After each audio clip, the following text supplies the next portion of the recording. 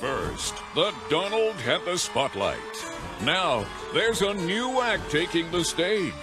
Can she defy expectations? Can she dazzle the country?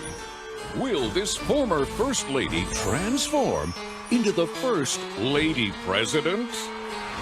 The magic word is Hillary. Tonight, the city of brotherly love opens its arms to the Hillary Show. Fusion's take on the 2016 Democratic National Convention in Philadelphia. This is the Hillary Show. This election and every election is about who will have the power to shape our children for the next 4 or 8 years of their lives. And that's why in this election, I'm with her. Are we ready? It is with enormous pride that I cast my vote for Bernie Sanders.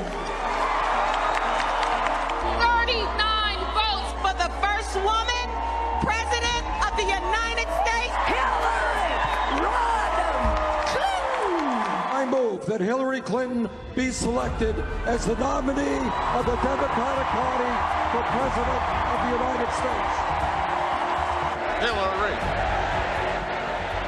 The Bernie, can I just say, to the Bernie or bust people, you're being ridiculous. My family never crossed a border. The border crossed us. My parents came here looking for a better life, for the American dream. Si se puede, si se puede. Hillary Clinton isn't afraid to say that Black lives matter, so that this club of heartbroken mothers stops growing. We lead not only by the example of our power, but by the power of our example. As you'll see Thursday night when Chelsea speaks, Hillary's done a pretty fine job of being a mother. I ask you to do for Hillary Clinton what you did for me. I ask you to carry her the same way you carried me.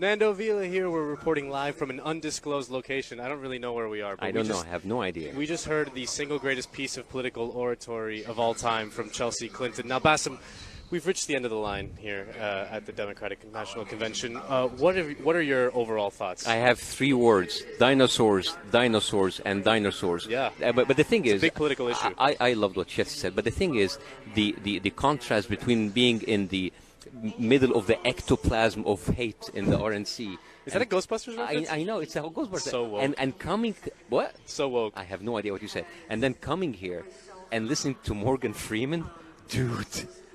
And before that, Katy Perry. I could be like star-studded affair. I mean, I could be like in a U2 concert right now, which tells you like the Republican Party, even if you have money, you cannot buy class. Well, they could buy Scott Baio, which is pretty good. But so, Bassem, what'd you do today? You got to hang out with someone pretty cool that I wasn't invited to. What's going on there? Yeah, well, you know, I have my own connections here. Yeah. And me and Jorge, we have this rapport. Jorge Ramos? Oh, Jorge Ramos. And the thing is, why don't you invite me? You never invite me. And actually, we have been doing a lot of cool stuff around town. Yeah. And yeah, did you do something to your hair? It looks good. Exactly. So this is what we did. We had like a haircut date, and we went to Woody in Philadelphia, but it was much more than a haircut. Wow.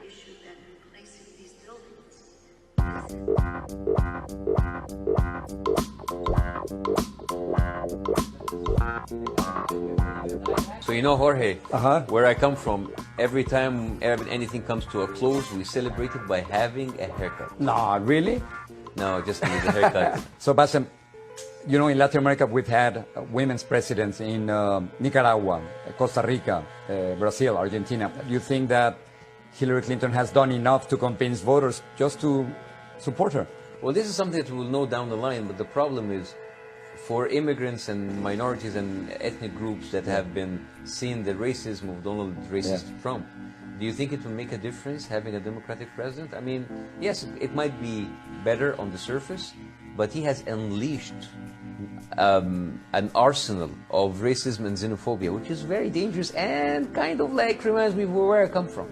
I'm surprised because I think he has enabled people who would say only things in their kitchens or in their bedrooms, just to say it outside. Yeah, and it's kind of like as if people saying like, "Oh, I'm just speaking my mind." Well, most of what you're saying is idiotic. And it's discrimination and it's racism, and we're feeling it. Yes. Immigrants, Mexican immigrants, and Muslim immigrants too, right? Yeah, so I don't know, like, so you're from a Latino origin, I'm from a Muslim origin. Why don't we ask someone who's been here for a while? Woody, African Americans, they've been here for centuries. Yes. So you know how to deal with racism and discrimination. Any suggestions? What's the manual? As the president said in his State of the Union address, that this country is made up of immigrants. However, when we all face the fact we're Americans, regardless what area we come from, but we're human first, now we're Americans.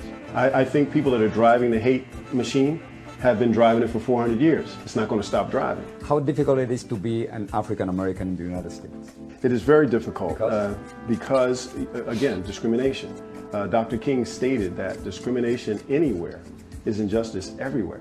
So we've been discriminated against because of the color of even today, because of the color of your skin. Do you think that there's something called white privilege?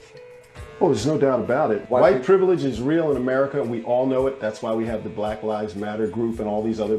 Why would you ask the question, Black Lives Matter? Well, why would you make that statement if somebody's questioning whether it does matter? When I hear that, it means to me one thing, that we have finally got to a point where other cultures are seeing that we're being discriminated against. The quicker we can come together to understand we're one race and all Americans, and that everybody in the world's watching us to see what the hell's going to happen, then we can start. The world's watching, no question about it. Yes. Right. Getting a great haircut here. Yeah, I think we're enjoying it. What a great package. Thank you guys so much for bringing that to us. You know, it was so important to us, as much as there are very important issues facing our country being discussed here in this arena at this convention, at the last convention. These are shows, and there are real issues going on outside, real people whose lives will be affected by the outcome of these conventions, and that's why we felt it was so important to bring that to you. So thank you guys both for that. I like the DNC because minorities like us are becoming the majority. So be scared. Be very scared. The Clinton campaign knows it needs Latino voters in order to win the presidency in November. Hillary Clinton and I are compañeros de alma. I never covered an election like this one. Don't let anyone tell you we don't have what it takes. We do. And most of all, don't believe anyone who says, I alone can fix it. And the decision is completely yours.